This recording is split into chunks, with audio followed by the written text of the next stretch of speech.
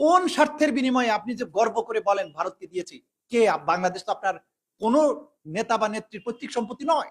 এখানে ট্রেন পোড়ানোর রাজনীতি আছে বিএনপি আওয়ামী লীগের মধ্যে, এবং এটা কারো দান সৎকার মাল হিসাবে আসে নাই।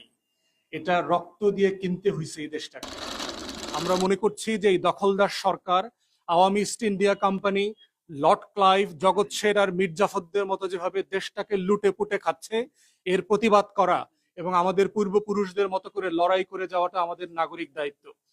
যে ভারতের কোন প্রতিবেশী রাষ্ট্রের সাথে সাথে সুসম্পর্ক নেই, সেই রকম একটা রাষ্ট্রের সাথে আপনি যে মেমোরেন্ডাম অফ আন্ডারস্ট্যান্ডিং করছেন, চুক্তি করছেন, তার মাধ্যমে রাষ্ট্রের সমস্ত কিছু তাদের কাছে বন্ধক দেওয়া হচ্ছে কিনা আমরা জানি না, বন্ধক আপনি দিয়েছেন কিনা, কিন্তু আমাদের আশঙ্কা যে বন্ধক আপনি হয়তো দিয়েছেন। দিয়েছেন কি দেননি, জাতির সামনে এটা পরিষ্কার করুন। এটা হচ্ছে রাজনৈতিক দল হিসাবে, নাগরিক হিসাবে প্রত্যেকটা মানুষের পক্ষে আমরা এই দাবি জানাচ্ছি। কারণ এই প্রাইম মিনিস্টার নিজে বলেছিলেন যে ভারতকে আমরা যা দিয়েছি ভারত চিরদিন তা মনে রাখবে। আপনি ভারতকে সবকিছু দিয়ে দেওয়ার এই যে মানসিকতা, ক্ষমতায় অবৈধভাবে আপনাকে রাখার বিনিময়ে, সুতরাং আপনি দেশের সবকিছু যে জলাঞ্জলি দিয়ে আসেন নাই, এটা আমরা কি করে বুঝবো?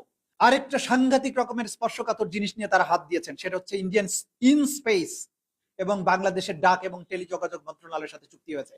স্যাটেলাইটের মাধ্যমে আমাদের এই ভূখণ্ডের প্রত্যেকটা ইঞ্চিকে মনিটর করা, এবং সেই বিষয়ে তারা চুক্তি করেছেন। এই চুক্তি করার মাধ্যমে আমাদের নিজস্ব স্যাটেলাইট ব্যবস্থা নাই, আমাদের বঙ্গবন্ধু স্যাটেলাইট নামে যে জিনিসটা আছে সেটা বাংলাদেশের চাইতে পূরণ করতে পারেন, এটা খুবই কম কাজে লাগে, আপনারা সবাই জানেন।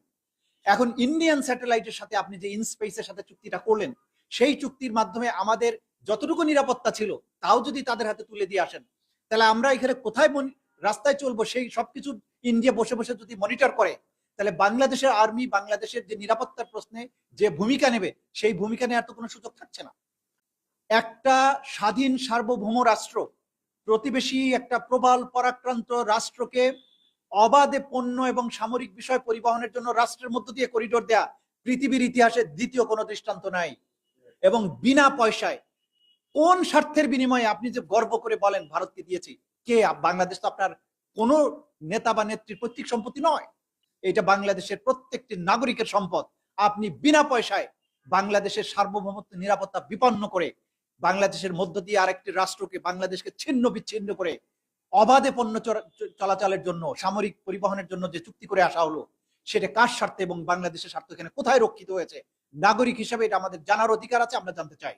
যদি জনগণের সরকার না হন, আপনি যদি বাংলাদেশের স্বার্থ দেখতে অভ্যস্ত না হন, আপনি যদি আপনার অবৈধভাবে ক্ষমতার মসনদে থেকে অবাধে দুর্নীতি করার অধিকারটুকু চিন্তা করেন, তাহলে আপনি দেশ এবং জনগণের প্রতি কোনো দায়বদ্ধতা অনুভব করবেন না। এবং বাংলাদেশ কোথায় গোল্লায় চলে গেল না যুদ্ধক্ষেত্রে পরিণত হলো, এই ধরনের স্বৈর শাসকরা কখনোই সেটার পরোয়া করে না।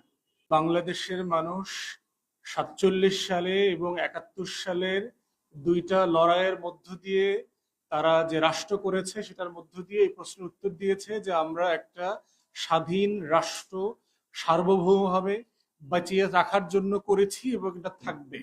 এবং এটা কারো দান সৎকার মাল হিসাবে আসে নাই। এটা রক্ত দিয়ে কিনতে হয়েছে এই দেশটাকে। এবং বাংলাদেশের মানুষ, বাঙালিরা ভুলে যায় নাই 1757 সালের সেই মির্জাফরদের ইতিহাস, ঘসিটে বেগমদের ইতিহাস। অতএব যেই রক্ত দিয়ে বেইমানি করে দেশ হারানো হয়েছিল, সেটা লড়াই করে রক্ত দিয়ে আবার দেশটাকে উদ্ধার করতে হয়েছে।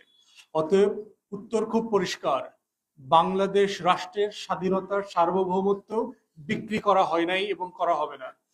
এই জন্য দিল্লিকে বলছি, বাংলাদেশের 20 কোটি মানুষের সাথে বেইমানি করে শুধুমাত্র একটা করদ রাজ্যের মুখ্যমন্ত্রীর উপর ভরসা করে যদি আপনারা মনে করেন যে আপনারা 800 কিলোমিটার রাস্তা, 1000 কিলোমিটার রাস্তা বাংলাদেশের বুকের উপর দিয়ে চলে যাবেন, বোকার স্বর্গে বাস করছেন।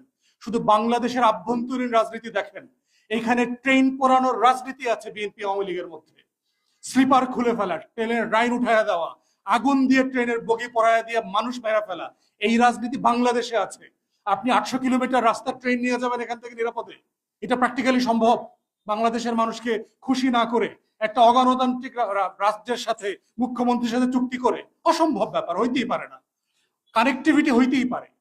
আমিও নেপালে যেতে চাই শিলিগুড়ি দিয়ে, আমিও উত্তর দিনাজপুর হয়ে আমি ভুটানে যেতে চাই, আমার ট্রাক যেতে চায়, ব্যবসা করবে, পেঁয়াজ আনবে, বিদ্যুৎ আনবে।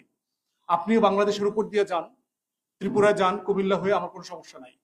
কিন্তু শুধু আপনি নেবেন, আমি কিছু পাবো না, আমি দেবো না, এটা তো চুক্তি হতে পারে না।